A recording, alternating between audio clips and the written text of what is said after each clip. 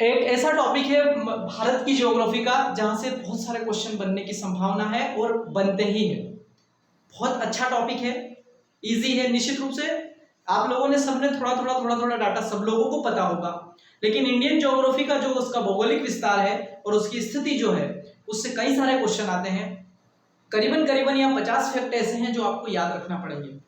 तो मुझे उम्मीद है कि आप लोगों ने पढ़ भी रखा होगा। निश्चित रूप से आप लोगों को कुछ डाटा पता भी होगा, लेकिन फिर से आप इसको ये मानिएगा कि आपका रिवीजन हो जाएगा। तो इंडियन ज्योग्राफी का जो टॉपिक है ये भौगोलिक विस्तार और स्थिति के बारे में है। भौगोलिक विस्तार मतलब जो भारत का इस पृथ्वी पर जो विस्तार है वो, और उसकी स्थिति क्या है जिसे हम अक्षांश और देशांतर कहते हैं। उस रूप में अगर देखें तो मैं आपको, नक्शा गलत बन जाए थोड़ा सा माफी चाहूंगा, लेकिन मैं थोड़ी सी देर नक्शे के रूप में आपको बता देता हूं, क्योंकि अभी हाल ही में क्या हुआ है, 2 साल पहले जम्मू कश्मीर जो है उसका केंद्र शासित प्रदेश बन चुका है।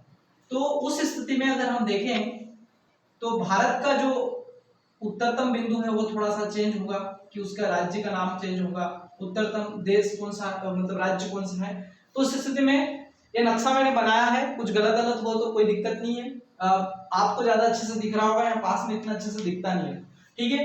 तो इंडियन ज्योग्राफी के भौगोलिक विस्तार से क्या क्या क्वेश्चन बनते हैं, देखो कि उसका क्षेत्रफल क्या है। भारत का जो क्षेत्रफल है वो विश्व के टोटल क्षेत्रफल का कितना है, उसके क्षेत्रफल का, उसमें जनसंख्या कितनी निवास करती है, इस टाइप के क्वेश्चन यहाँ से आते हैं। तो अगर हम भारत के भौगोलिक, अगर इसके पूरे क्षेत्रफल की बात करें तो कितना है, कौन बोलेगा फास्टली, लिख रखा है मैंने 32,87,263 वर्ग किलोमीटर जो है इस जो ज्योग्राफी भारत का जो भूगोल है या भारत का जो भौगोलिक क्षेत्र है उसका जो क्षेत्रफल है वो है 32,87,263 वर्ग किलोमीटर। याद रखिएगा, यहां से क्वेश्चन ये आता है भारत का क्षेत्रफल कितना है, तो 32,87,263 वर्ग किलोमीटर इस भारत का पूरा क्षेत्रफल है, ठीक है। एक फैक्ट ये याद रखना। फिर दूसरा फैक्ट यहां से आता है कि जो भारत है उस भारत का जो क्षेत्रफल है ये 32,87,263 किलोमीटर, ये पूरे विश्व के क्षेत्रफल का कितना प्रतिशत भाग है। तो ये यहाँ पर मैंने लिख रखा है 2.47% भाग जो है वो पूरे विश्व की जमीन का इतना प्रतिशत भाग भारत के पास है। तो एक फैक्ट यहाँ से ये याद रखना कि भारत का जो क्षेत्रफल है टोटल वो विश्व का कुल क्षेत्रफल का 2.47 भाग है। लेकिन याद रखिएगा, अगर हम जनसंख्या की बात करें यहाँ पर भारत में, अगर हम जनसंख्या की बात करें तो जनसंख्या भारत लिए हुए है 17.5%, है ना। मतलब क्षेत्रफल के रूप में विश्व का सिर्फ 2.4% है, लेकिन जनसंख्या भारत के पास विश्व की 17.5% है। ये याद रखिएगा, क्योंकि जनसंख्या में हम भले ही 7वें नंबर पर, हाँ एक क्वेश्चन यहाँ से आता है कि जो भारत का जो क्षेत्रफल है, क्षेत्रफल के मामले में भारत का विश्व में कौन सा स्थान है, कौन बताएगा, सोफिया मैम।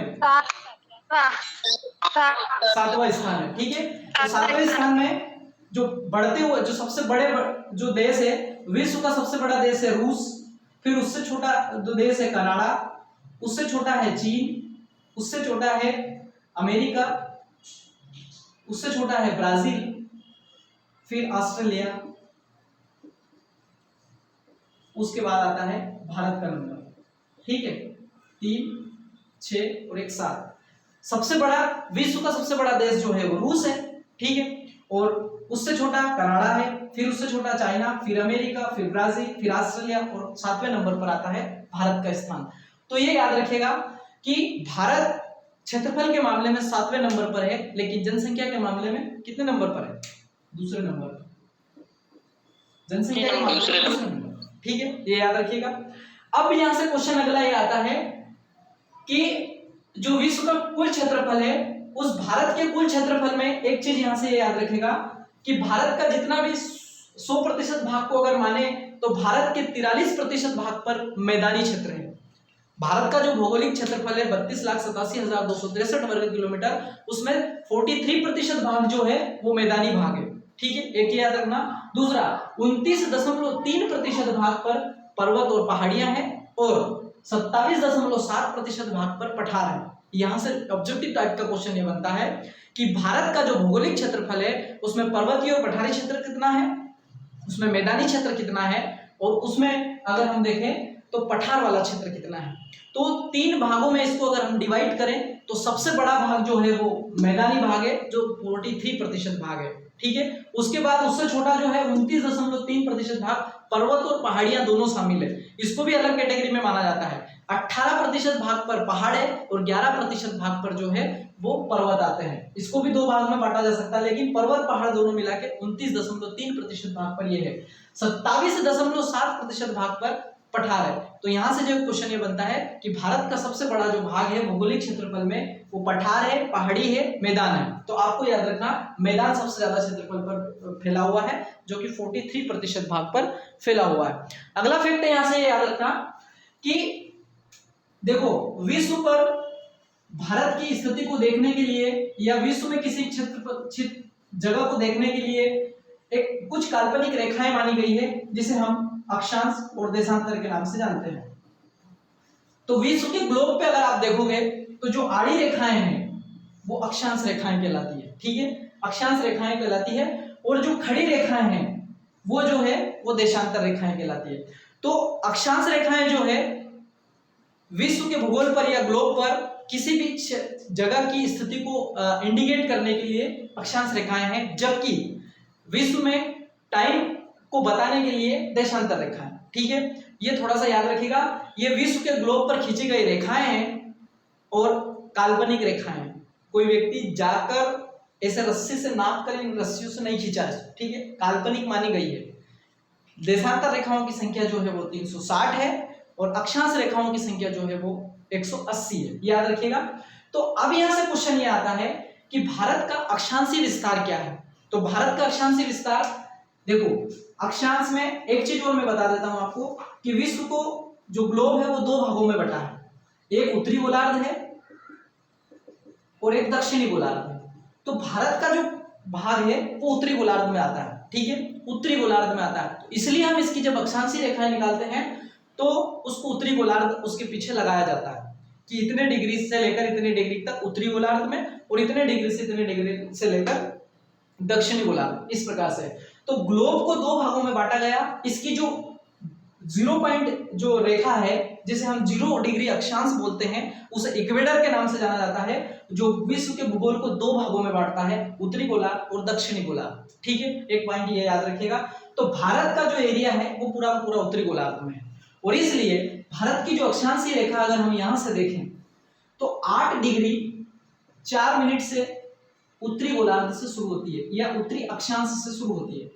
8 डिग्री 4 मिनट उत्तरी अक्षांश से शुरू होती है तो ये जाती है 37 डिग्री 7 मिनट, ये याद रखिएगा, 37 डिग्री 7 मिनट। अर्थात लगभग अगर हम ये देखें तो 8 डिग्री 4 मिनट से शुरू होकर जिसे हम उत्तरी अक्षांश कहते हैं और 37 डिग्री 6 मिनट 37 डिग्री 6 मिनट तक ये उत्तरी गोलार्ध में उत्तरी अक्षांश में फैला हुआ। तो यहां से क्वेश्चन क्या आता है कि भारत का जो उत्तरी अक्षांश है वो 8 डिग्री 4 मिनट से लेकर 37 डिग्री 6 मिनट उत्तरी अक्षांश में विस्तारित है। ये तो है उत्तरी अक्षांश से, याद रखिएगा। और जो देशांतरी रेखाएं हैं वो ऐसे चलती है। तो देशांतर जो विश्व का जो भूगोल है उसमें 0 डिग्री जो देशांतर है वो जो निकलती है ग्रीनविच जो रेखा मानी गई है वहां से, और वो लगभग भारत के पश्चिम की ओर पड़ती है।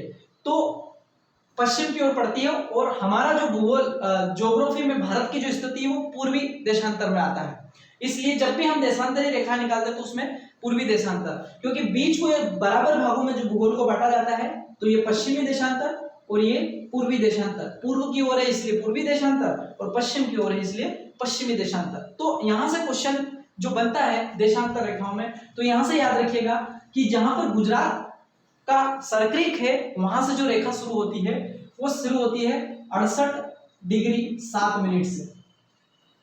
इसको बोलेंगे हम पूर्वी देशांतर। किसी को कोई दिक्कत है, समझ में आ रहा है? मेरे ख्याल से अधिकतर लोगों ने इसको पढ़ रखा, कोई दिक्कत तो नहीं है? हेलो हेलो हाँ सर। तो देखो सर क्लास तक के चल रही है सर। क्या क्लास रुक रुक के चल रही है सर। तो देखो, उत्तरी अक्षांश का विस्तार समझ में आया, 8 डिग्री 4 मिनट से लेकर 37 डिग्री 6 मिनट। और इसको रट लेना, निश्चित रूप से ये क्वेश्चन आता है कि भारत का अक्षांशीय विस्तार क्या है, तो 8 डिग्री 4 मिनट से लेकर 37 डिग्री 6 मिनट तक। ठीक है, फिर इसका पूर्वी देशांतरीय विस्तार जो है 68 डिग्री 7 मिनट से लेकर ये जाता है 97 डिग्री 25 मिनट। ठीक है, मतलब 97 डिग्री 25 मिनट। तो यहां से याद रखिएगा, पूर्वी देशांतरीय विस्तार में 68 डिग्री 7 मिनट से लेकर 97 डिग्री 25 मिनट तक का ये इसका देशांतरीय विस्तार है। अब यहां से एक क्वेश्चन ये आता है, जब हम अक्षांश और देशांतरीय देखते हैं कि भारत का जो टाइम लाइन है, टाइम जोन जो है वो किससे नापा जाता है। तो एक देशांतर रेखा निकली है यहां से ऐसे करके, जिसे हम 82.5 डिग्री पूर्वी देशांतर कहते हैं। 82.5 डिग्री पूर्वी देशांतर जो बोलते हैं, जो कि इलाहाबाद के नेरी नामक जगह से भारत का टाइम जोन क्या होता है, गिना जाता है। तो ये याद रखिएगा, ये 5 राज्यों से होकर गुजरती है। जो भारत की टाइम लाइन जो रेखा है वो भारत के 5 राज्यों से होकर गुजरती है। यहाँ पर जो है उत्तराखंड है, फिर उत्तर प्रदेश है, फिर मध्य प्रदेश है, फिर छत्तीसगढ़ है और उड़ीसा है, और साथ ही एक और जगह है यहाँ पर आंध्र प्रदेश। ठीक है, इतने जगह से निकलती है। उत्तराखंड नहीं है। हेलो, ठीक है, तो यहाँ से थोड़ा उत्तराखंड नहीं है। सॉरी, उत्तराखंड इसमें नहीं है। उत्तर प्रदेश, मध्य प्रदेश, छत्तीसगढ़, उड़ीसा और आंध्र प्रदेश। ठीक है, इन 5 राज्यों से 82.5 डिग्री की जो हमारी हमारी जो टाइम लाइन जो रेखा है 82.5 डिग्री वो निकलती है। तो उन राज्यों के नाम जरूर याद रखिएगा। अब दूसरा यहां से याद रखिएगा कि इस विश्व के भूगोल पर किसी का माइक ओपन है, इस विश्व के भूगोल पर जो रेखाएं खींची गई है, जो 0 डिग्री अक्षांश है, फिर इसके 23.5 डिग्री पर उत्तरी अक्षांश पर और 23.5 डिग्री पर दक्षिणी अक्षांश पर, यहाँ पर जो रेखा है उनको अलग अलग नाम से जाना जाता है। ये 0 डिग्री अक्षांश जो है इसको तो इक्वेटर कहा जाता है, या इसको हम लोग 0 डिग्री अक्षांश कहते हैं। लेकिन जो 23.5 डिग्री उत्तरी अक्षांश में जो है उसे हम कर्क रेखा कहते हैं, ये याद रखना। और 23.5 डिग्री जो दक्षिणी गोलार्ध में है उसे हम मकर रेखा कहते हैं। ठीक है, ये आप लोगों को पता होगा कि विश्व के भूगोल पर जो आड़ी रेखाएं हैं, उन आड़ी रेखाओं में 3 रेखाओं के नाम याद रखना। 0 डिग्री अक्षांश जिसे हम इक्वेटर कहते हैं या हम 0 डिग्री अक्षांश कहते हैं, उसके ऊपर हम उत्तरी गोलार्ध में जाते हैं तो 23.5 डिग्री जो उत्तरी अक्षांश की जो रेखा है उसे कर्क रेखा बोलते हैं, और 23.5 डिग्री जो नीचे रेखा है उसे हम मकर रेखा कहते हैं। तो ये जो कर्क रेखा है, ये कर्क रेखा भारत के बीचों बीच से निकलती है। ये थोड़ा सा याद रखिएगा कि ये जो कर्क रेखा है भारत के बीचों बीच से निकलती है।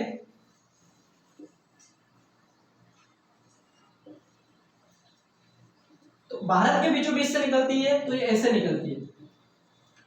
ठीक है, और तो यहां से क्वेश्चन ये आता है कि कितने राज्यों से निकलती है, तो 8 राज्यों से होकर निकलती है। ये याद रखिएगा कि भारत में जो कर्क रेखा है वो कितने राज्यों से होकर निकलती है, तो 8 राज्यों से होकर निकलती है। इसमें मध्य प्रदेश के आसपास याद रखने के लिए एक तो गुजरात है, याद रखना, फिर उसके साइड में मध्य प्रदेश के साइड में राजस्थान है, तो एक ये याद रखना। राजस्थान के बाद जो है वो छत्तीसगढ़ है, वो याद रखना। फिर मध्य प्रदेश उसमें ऑलरेडी है। ये तो आसपास के राज्य जो मध्य प्रदेश के वो याद रखने में आसानी होगी।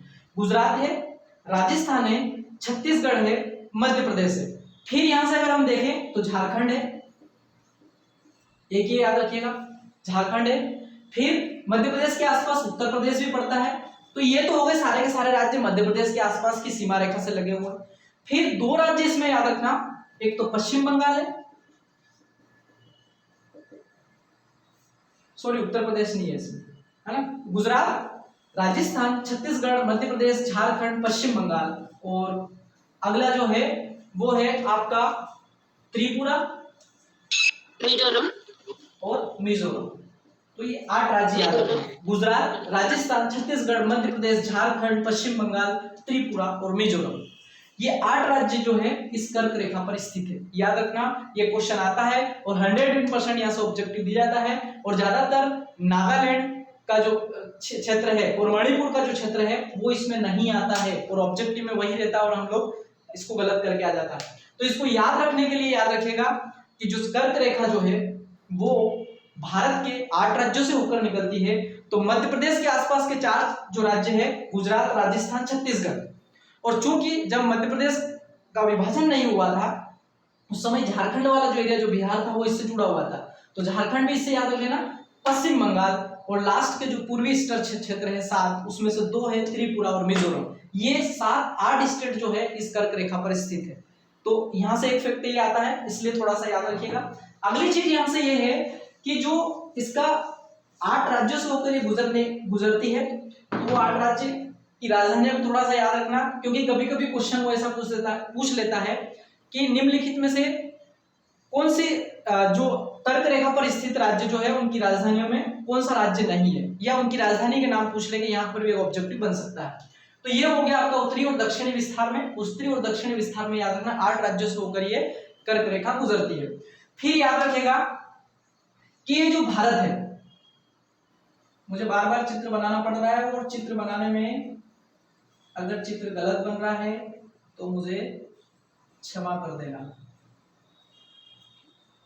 देखो अब यहां से दूसरा चीज ये आती है कि जो इसके उत्तर से दक्षिण तक और पूर्व से पश्चिम तक की जो लंबाई है वो आती है। तो देखो 3214 किलोमीटर जो एरिया है वो उत्तर से लेकर दक्षिण तक, कुछ बोल रहे हो, और 2933 किलोमीटर जो एरिया है वो है पूर्व से पश्चिम तक। ये आंकड़ा आता है, आप लोगों को सबको पता होना चाहिए कि भारत का जो अक्षांशीय विस्तार है वो ज्यादा है, कितना है 3214 किलोमीटर, जबकि इसका पूर्व से पश्चिम तक का जो एरिया है 2933 किलोमीटर। तो याद रखिएगा, क्वेश्चन यहां से ये आता है कि भारत का अक्षांशीय लंबाई कितनी है, तो 3214 किलोमीटर, जबकि इसकी पूर्व से पश्चिम तक की या देशांतरीय विस्तार की लंबाई कितनी है, तो 2933 किलोमीटर। ये दोनों डेटा याद रखना बहुत इंपॉर्टेंट है।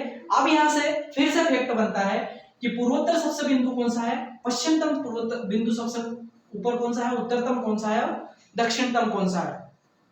तो देखो अब यहां से याद रखने वाली बात यह है कि पहले जम्मू कश्मीर जो था ये एक स्टेट था, ठीक है। अब ये जो दो राज्य अलग बना दिए गए, जिसे हम केंद्र शासित प्रदेश के नाम से जानते हैं, जिसमें एक जम्मू कश्मीर है और एक लद्दाख। तो अब यहां से जो क्वेश्चन आएगा कि भारत का जो उत्तरतम बिंदु है जिसे हम किस नाम से जानते हैं, उत्तरतम बिंदु को हम किस नाम से जानते हैं, इसका उत्तरतम बिंदु है जिसे हम इंद्राकॉल, ठीक है। तो अब यहां से क्वेश्चन नया आ सकता है आपका नए रूप में, करंट अफेयर्स के रूप में, कि इंद्राकॉल जो है वो किस स्टेट में है, वो स्टेट में है या केंद्र शासित प्रदेश में है। तो एक फैक्ट यहां से याद रखना कि जो भारत का उत्तरतम बिंदु है जिसे हम इंद्राकॉल के नाम से जानते हैं, वो भारत का जो केंद्र शासित प्रदेश लद्दाख है वहां पर है, ये याद रखना इंद्राकॉल। वैसे इसके ऊपर पीओके है जिसे हम पाक अधिकृत क्षेत्र बोलते हैं, उसमें वो पड़ता है, लेकिन आप याद रखना भारत का उत्तरतम बिंदु जो है अभी वर्तमान में केंद्र शासित प्रदेश जो लद्दाख बनाया गया है उसमें आता है। तो इसका उत्तरतम बिंदु हो गया इंद्राकॉल। इसका दक्षिणतम बिंदु जो है अगर जमीनी स्तर से हम देखें तो कन्याकुमारी, याद रखना तमिलनाडु में है। इसका जो मेन भौगोलिक क्षेत्र है जो भारत का, उसकी जमीनी जो पार्ट है उसमें दक्षिणतम बिंदु कन्याकुमारी आता है, लेकिन यहाँ पर हमारे भारत का एक केंद्र शासित प्रदेश है जिसे हम अंडमान निकोबार के नाम से जानते हैं। तो अंडमान निकोबार में ग्रेट निकोबार में यहाँ पर एक पॉइंट है जिसे हम इंदिरा पॉइंट के नाम से जानते हैं, ठीक है। तो देखो इंद्राकॉल उत्तरतम बिंदु और इंदिरा पॉइंट जो है वो दक्षिणतम बिंदु है जो कि ग्रेट निकोबार में है।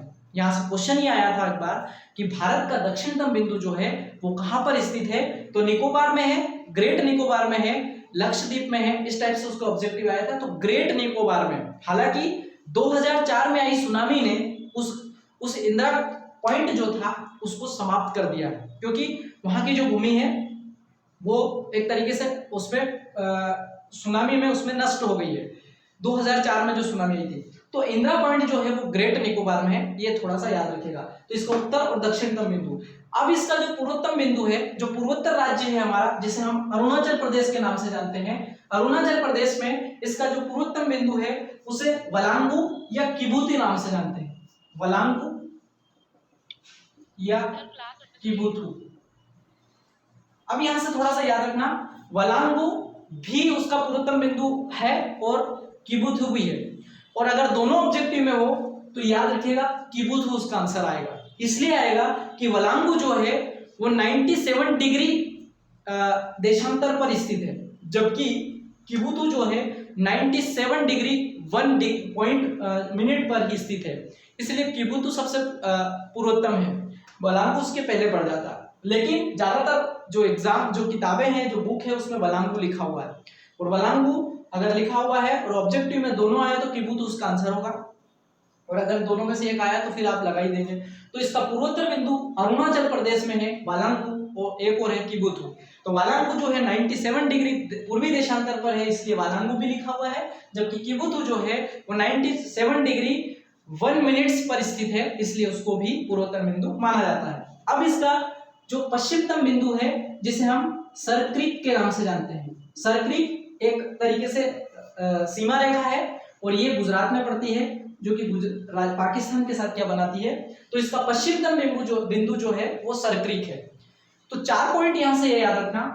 भारत का उत्तरतम बिंदु इंद्राकोल जो कि लद्दाख केंद्र शासित प्रदेश में है। इसका दक्षिणतम बिंदु जमीनी स्तर का जो है वो कन्याकुमारी है, लेकिन भारत के दूसरे पार्ट में केंद्र शासित प्रदेश में जो है वो ग्रेट निकोबार में पड़ता है, इंदिरा पॉइंट है। इसका पूर्वोत्तम बिंदु जो है वो अरुणाचल प्रदेश में है, जिसे हम वालांगू या किबुथु नाम से जानते हैं, और इसका जो पश्चिमतम बिंदु है सरक्रीक है।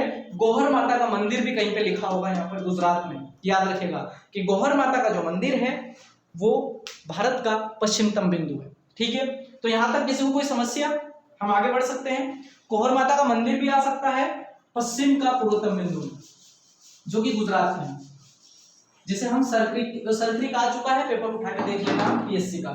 ठीक है, यहां तक किसी को कोई समस्या, हम आगे बढ़ सकते हैं। अब यहां से याद रखना कि जो भारत की जो भूमि है इससे और क्या क्या क्वेश्चन आते हैं। तो भारत की भूमि से क्वेश्चन ये आता है कि जो भारत का पूरी जो ये सीमा रेखा है इसकी लंबाई कितनी है, कौन बताएगा? इस भारत की पूरी लंबाई कितनी है, इसकी सीमा रेखा की लंबाई कितनी? मान लो कि आपने किसी एक पॉइंट से चलना स्टार्ट किया और इसकी सीमा रेखा के आसपास आप घूम रहे, तो आपका कितना किलोमीटर चलना पड़ेगा, कोई बताएगा? 15,200। हेलो सर, स्थल सीमा 16,000 किलोमीटर। क्या हो गया? 17,200 ही है सर टोटल। नहीं, कैसे हो सकती है 17,200? हाँ सॉरी, हो सकता है सर लूसेंट में 15,200 देखो, कहीं पे 15,100 लिखा हुआ है और कहीं पे 15,200 लिखा हुआ है, तो थोड़ा सा उसको थोड़ा क्लियर कर लेना। जहां तक मुझे पता है 15,200 उसकी तटीय रेखा है, फिर 7,516 किलोमीटर जो उसकी द्वीप सहित समुद्री रेखा है, और 6100 किलोमीटर जो है वो उसकी समुद्री रेखा है। ये उसका 3 एरिया है। अब यहाँ से एक क्वेश्चन और आता है कि जो ये भारत है, इस भारत के आसपास कितने सीमावर्ती देश है और कितने पड़ोसी देश है। तो याद रखना, भारत के सीमावर्ती क्षेत्र में 7 देश आते हैं। सीमावर्ती जो क्षेत्र है कौन कौन से है? सीमावर्ती जो देश आते हैं भारत के, सीमावर्ती का मतलब ये है कि भारत की सीमा से टच है, वो 7 देश है। लेकिन अगर हम पड़ोसी की बात करें तो वो संख्या बढ़कर 9 हो जाती है। क्यों हो जाती है? कि जो मालदीव है और श्रीलंका है वो भारत के सीमावर्ती राज्य नहीं है, देश नहीं है। इसलिए नहीं है कि वो सीमा को टच नहीं करते, वो समुद्री सीमा को टच करते हैं। लेकिन ये जो 7 देश हैं जिसमें पाकिस्तान है, अफगानिस्तान है, चीन है, भूटान है, बांग्लादेश और म्यांमार है, ये जो 2 है, ये 7 देश जो है ये सबके सब भारत के सीमावर्ती देश है, जबकि पड़ोसी देशों में श्रीलंका और मालदीव को भी ऐड किया जाता है। तो क्वेश्चन यहाँ से आता है कि भारत के सीमावर्ती देश कितने हैं? तो 7 भारत के सीमावर्ती देश है। पड़ोसी देश कितने हैं? तो 9 देश है। ठीक है, ये 2 प्रकार से याद रखना। सीमावर्ती क्षेत्र में वो है जो भारत की मुख्य भूमि को टच करते हो, भारत की जो मुख्य भूमि है उसको टच करने वाले 7 देश हैं, जबकि उसके पड़ोसी देशों में जो समुद्री सीमा को भी टच करते हो, श्रीलंका और मालदीव को उसमें गिना जाता है। तो भारत के सीमावर्ती देश 7 और भारत के भौगोलिक पड़ोसी जो देश है वो टोटल संख्या हो जाएगी 9। तो यहाँ से एक याद रखना। फिर जब हम सीमावर्ती की बात करते हैं तो भारत की मुख्य भूमि से सबसे ज्यादा लगने वाले देश की सीमा कौन सी है? कौन सी है और कितनी है? बांग्लादेश। बांग्लादेश की जो सीमा है, बांग्लादेश भारत के सबसे ज्यादा क्षेत्र पर 4,096 किलोमीटर की लंबाई इससे टच है। ये एरिया याद रखना। सबसे ज्यादा किसकी लग रही है? 4096 किलोमीटर वो लग रही है बांग्लादेश की, और सबसे कम किसकी लग रही है? अफगानिस्तान की। और अफगानिस्तान की लग रही है 106 किलोमीटर। ये ठीक है, कहीं पर ये जो 106 किलोमीटर है ये कम बता रखा है, याद रखिएगा। कहीं पर ये 76 दे रखा है, कहीं पे 106 किलोमीटर, लेकिन सही आंकड़ा जो है 106 किलोमीटर है, ये याद रखा थोड़ा सा। ठीक है, बांग्लादेश की सीमा सबसे ज्यादा लगी हुई है भारत की 4906 किलोमीटर 96 किलोमीटर, जबकि अफगानिस्तान की लगी हुई है सिर्फ 106 किलोमीटर। तो ये थोड़ा सा डाटा याद रखिएगा। अब दूसरा फैक्ट यहां से आता है कि सबसे ज्यादा जो मतलब भारत के कितने राज्य पड़ोसी देशों से लगे हुए हैं? कितने राज्य लगे हुए हैं? कितने राज्य पड़ोसी देशों से लगे हुए हैं? भारत के कितने राज्य पड़ोसी देशों से लगे हुए हैं? बोलो कोई। 17। भारत के 17 राज्य जो है वो पड़ोसी देशों से लगे हुए हैं। सीमावर्ती देश हमारे पास 7 है, लेकिन भारत के 17 राज्य जो है वो इस सीमावर्ती देश की इससे लगे हुए हैं। ठीक है, तो ये थोड़ा सा याद रखना। अब यहाँ से एक क्वेश्चन ये आता है कि सीमावर्ती राज्यों देशों से लगे हुए राज्य कौन कौन से हैं? ऐसा फैक्ट आता है, कौन कौन से राज्य इससे लगे हुए हैं। तो देखो मैंने सबका डाटा यहाँ पर लिखा है कि पाकिस्तान से कौन से राज्य मिलते हैं, चाइना से कौन से राज्य मिलते हैं, नेपाल से कौन से राज्य मिलते हैं, उसके बाद म्यांमार से कौन से देश, भूटान से, बांग्लादेश से और अफगानिस्तान से। तो ये थोड़ा सा आपको एक तरीके से याद ही रखना पड़ेगा। इसमें नक्शे का आपको क्या करना पड़ेगा? विश्लेषण करना पड़ेगा। नक्शे को आपको बहुत बारीकी से देखना पड़ेगा, क्योंकि एक भी राज्य आपका इधर से उधर हुआ आपका ऑब्जेक्टिव गलत हो जाएगा। क्योंकि वहां से क्वेश्चन ऐसा आता है कि चीन से लगी हुई राज्यों की इसमें से कौन सा है, उसका ऑब्जेक्टिव जो बनता है वो बनता है चीन से लगी हुई राज्यों के ऑब्जेक्टिव इसमें से निम्नलिखित में से कौन सा राज्य चीन की रेखा से या सीमा से लगा हुआ है। तो देखो पाकिस्तान से 4 राज्य लगा, गुजरात से अगर हम देखते हैं,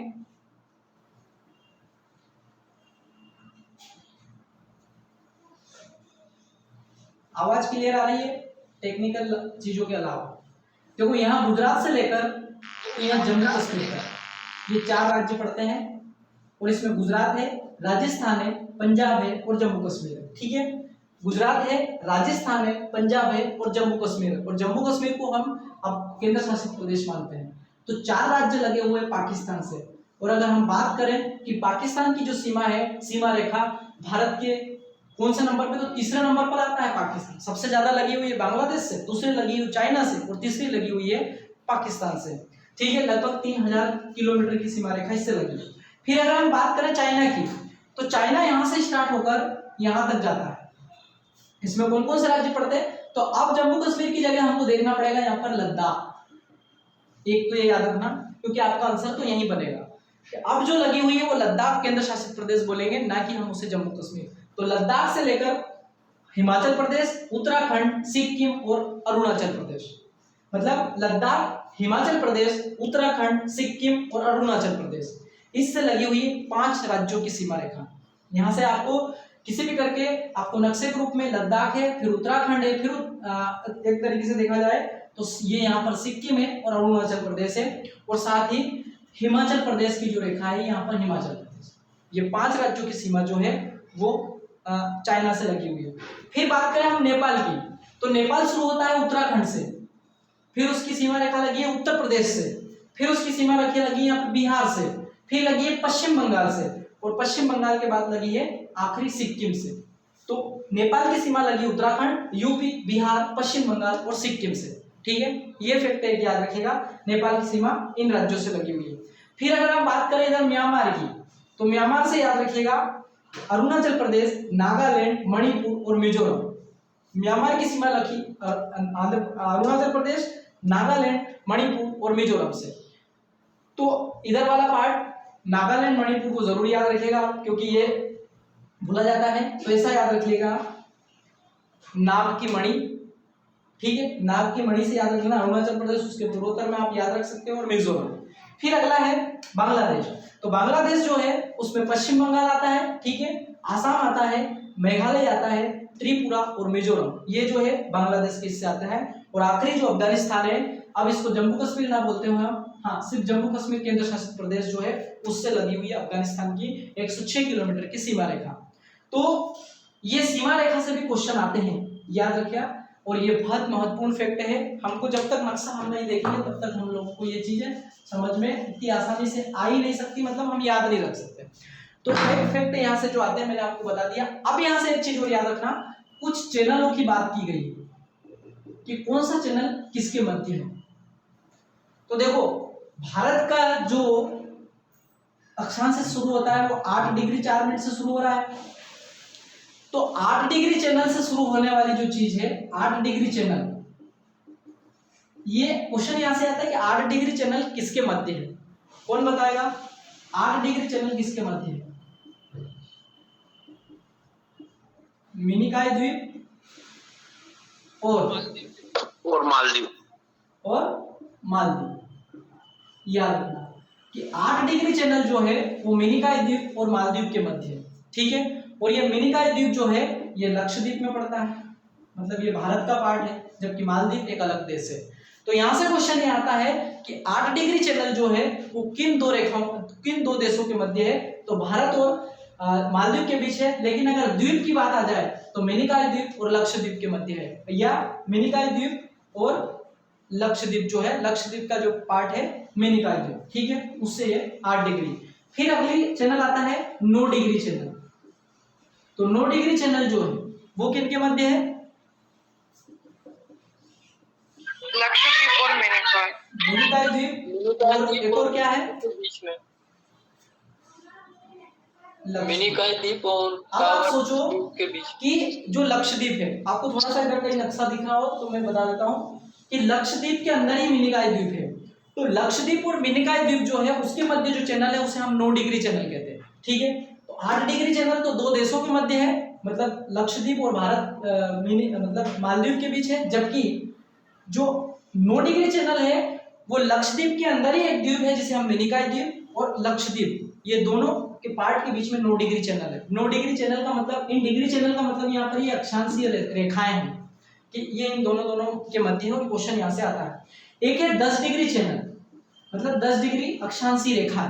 तो 10 डिग्री चैनल जो है अंडमान एवं निकोबार द्वीप समूह के मध्य है, अंडमान और निकोबार द्वीप समूह के मध्य है। तो ये याद रखिएगा 10 डिग्री चैनल जो है, जो अंडमान निकोबार इस प्रकार से है, तो अंडमान ये है और निकोबार ये है, तो इसके मध्य जो रेखा है अक्षांशीय रेखा उसको 10 डिग्री चैनल कहते हैं। और एक और चैनल इसमें आता है जिसे हम ग्रेट चैनल के नाम से जानते हैं, और ये ग्रेट चैनल जो है अंडमान निकोबार द्वीप समूह और इंडोनेशिया के मध्य है, जिसे हम ग्रेट चैनल कहते हैं। क्योंकि यहाँ से क्वेश्चन आता है इसलिए मैंने आपको बता दिया इसे भौगोलिक विस्तार में कि ग्रेट चैनल जो है वो आता है अंडमान निकोबार और इंडोनेशिया के मध्य, मतलब इंडोनेशिया। तो ग्रेट चैनल 2 देशों के मध्य है, जैसा कि 8 डिग्री चैनल 2 देशों के मध्य है। तो इसमें कोई समस्या है आप लोगों को? 8 degree channel, 9 degree channel, 10 degree channel और ग्रेट चैनल, इनसे चारों से एक फैक्ट आते हैं कि कौन सा द्वीप, कौन सा चैनल किन 2 देशों के मध्य है। तो मैं कौन सा द्वीप जो है कौन से राज्य में या कौन सी जगह पर पड़ता है, तो जैसे आपने देखा होगा एक द्वीप है कोको द्वीप, सुना हो कभी आपने? कोको द्वीप भारत और किस देश के मध्य, ऐसा क्वेश्चन आता है कोको द्वीप कहां पर है। तो कोको द्वीप याद रखना ये म्यांमार और अंडमान के मध्य है, छोटे छोटे द्वीप है समुद्र में। तो यहां से क्वेश्चन ही आता है कि कोको द्वीप कौन 2 क्षेत्र के मध्य है, तो म्यांमार देश और अंडमान, मतलब भारत और म्यांमार के बीच में है कोको द्वीप, याद रखना। मतलब ये किधर पड़ता है? पूर्वोत्तर के इधर। फिर एक आता है पाक जल संधि। पाक जल संधि कौन 2 देशों के मध्य है? तो ये है भारत और श्रीलंका, ठीक है। पाक जल संधि अब याद रखना है, पाकिस्तान से याद मत रख लेना कि पाकिस्तान के मध्य होगी। पाक जल संधि जो है वो भारत और श्रीलंका के मध्य है, तो एक ये याद रखना। फिर एक द्वीप है न्यूमोर द्वीप। ये जो द्वीप है ये द्वीप आपका है बंगाल की खाड़ी में भारत और बांग्लादेश के मध्य, है न्यूमोर द्वीप। तो ये थोड़ा सा याद रखना। एक है कच्चुतीवु द्वीप। तो कच्चुतीवु द्वीप कहां पर है? ये श्रीलंका और भारत के बीच है, ठीक है, कच्चुतीवु द्वीप। तो यहां से याद रखना न्यूमियर द्वीप जो है, न्यूमियर द्वीप को भारत ने बांग्लादेश को दे रखा है, जबकि कच्चतीव द्वीप को भारत ने श्रीलंका को दे रखा है, अर्थात ये इन देशों के मध्य। क्वेश्चन यहाँ से ये भी आ जाता है कि कच्चतीव द्वीप किस, मतलब कच्चतीव द्वीप जो है वो किसके पास है, तो श्रीलंका के पास है, जबकि न्यूमियर द्वीप जो है वो किसके पास है, तो बांग्लादेश के पास है। यहाँ से एक फैक्ट ये भी आ सकता है। तो ये कुछ इससे संबंधित फैक्ट जो थे भौगोलिक क्षेत्र से। एक दो क्वेश्चन यहाँ से आता है कि भारत से लगी हुई सीमा रेखा चीन की जो है उसे क्या कहा जाता है, पाकिस्तान से लगी हुई सीमा रेखा उसे क्या कहा जाता है, तो देखो भारत की जो चीन से लगी सीमा रेखा है उसे क्या कहा जाता है, मैकमोहन रेखा। क्या कहा जाता है, मैकमोहन। 1914 में भारत और चीन की सीमा का निर्धारण हुआ था, मैकमोहन करके इसमें जो व्यक्ति था उसने इस सीमा रेखा का निर्धारण किया था, ठीक है। फिर आता है भारत और बांग्लादेश, भारत और पाकिस्तान। तो इसकी सीमा रेखा का नाम क्या है, रेड क्लिफ। इस रेखा का नाम है रेड क्लिफ। तो ये थोड़ा सा याद रखना। और तीसरा है पाक जल संधि। तो पाक जल संधि मैंने जस्ट अभी बताई, भारत और श्रीलंका के मध्य। तो ये तीन रेखा याद रखना। मैकमोहन जो है वो भारत और चाइना के मध्य, 1914 में इसका डिवाइडेशन हुआ था। भारत और पाकिस्तान के मध्य जो रेखा है उसे रेड क्लिफ कहा जाता है, और श्रीलंका और भारत के मध्य जो द्वीप है, मतलब जो समुद्र है, उसे पाक जल संधि के नाम से जाना जाता है।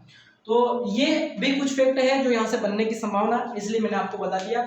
तो ये भौगोलिक विस्तार में जो मुख्य जो पॉइंट थे आपके, वो मैंने आपको कवर करने की कोशिश की।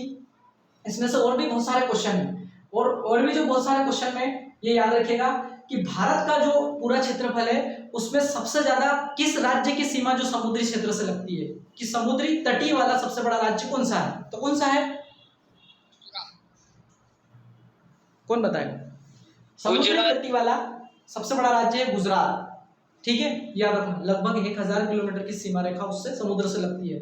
फिर दूसरा यहाँ से क्वेश्चन आता है कि भारत का सबसे बड़ा राज्य जो है वो है राजस्थान, और सबसे बड़ा छोटा राज्य जो है वो है आपका गोवा, ठीक है। एक फैक्ट यहाँ से याद रखना। फिर यहाँ से याद रखना कि भारत की कितने राज्य जो है समुद्री तटीय रेखा से लगते हैं। भारत के कितने राज्य जो है समुद्री तटीय रेखा से लगते हैं, तो भारत के 9 राज्य और 5 केंद्र शासित प्रदेश जो है वो समुद्री तटीय रेखा से लगते हैं। भारत के और 5 केंद्र शासित प्रदेश जो है वो समुद्री रेखा से लगते हैं।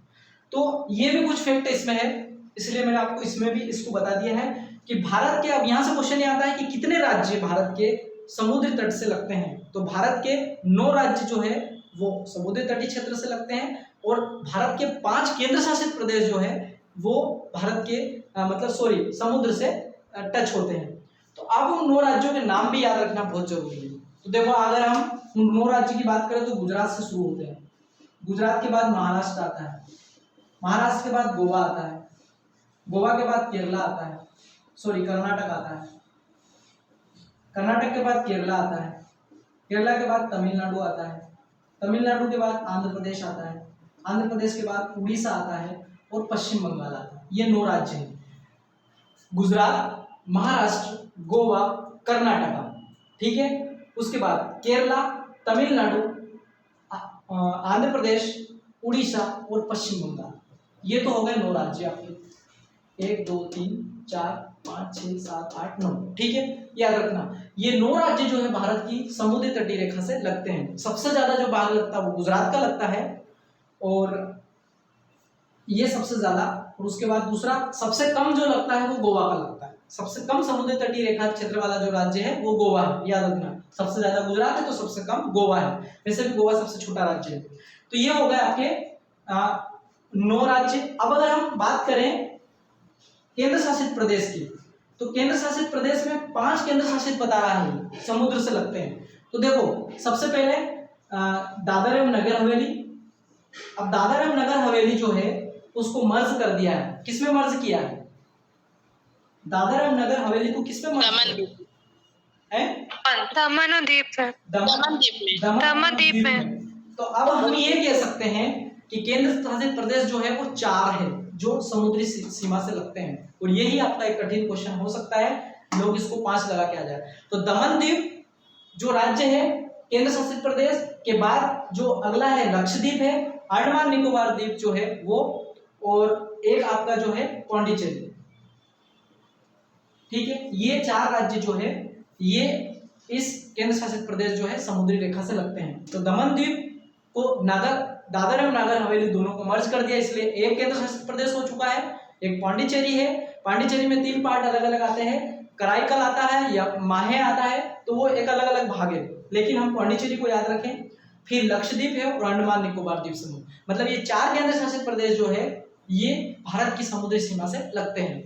तो ये आज का टॉपिक जो था मुख्य भारत का भौगोलिक विस्तार से संबंधित था। अगर आपको इसमें किसी प्रकार की कोई समस्या हो तो निश्चित रूप से आप क्वेश्चन पूछ सकते हैं। आपने ये पूरा पार्ट पढ़ा हुआ है, अधिकतर आंकड़ा जो है ये आपको पता भी है, लेकिन कंफ्यूजन ना हो इसलिए आप जरूर ध्यान रखें जो हमने मेन बिंदु पे बात की, लक्षद्वीप और इनका जरूर ध्यान रखिएगा। समाप्त करेंगे। अगर आपको किसी प्रकार का कोई क्वेश्चन करना है तो जरूर पूछे। आज की क्लास निश्चित रूप से हमारी लंबी हुई, लेकिन ये क्लास जो है इसमें बहुत महत्वपूर्ण फैक्ट में से एक है। तो मैंने जियोग्राफी का बोला था, मैंने आपको जियोग्राफी का फर्स्ट पार्ट जो है इसको स्टडी किया। जो मुख्य बिंदु है तथ्यात्मक उनको हम पढ़ते जाएंगे। ज़्यादा क्लास में लेते हुए मैं 4-5 क्लास इसकी लूँगा, जिसमें मुख्य बिंदु जो हमारे जियोग्राफी से संबंधित है उसमें बड़ा पार्ट देखा है मैंने जियोग्राफी का दिया है पीएससी प्री में। तो आप कंटिन्यू क्लास को ज्वाइन करते रहिए और रेगुलर टाइम पे आ जाइएगा। 9 बजे ही क्लास हमारी रहेगी, लेकिन वो आज थोड़ी सी टाइमिंग की गड़बड़ी हुई है इसलिए लेट हुई है। तो आज की क्लास को मैं यहीं पे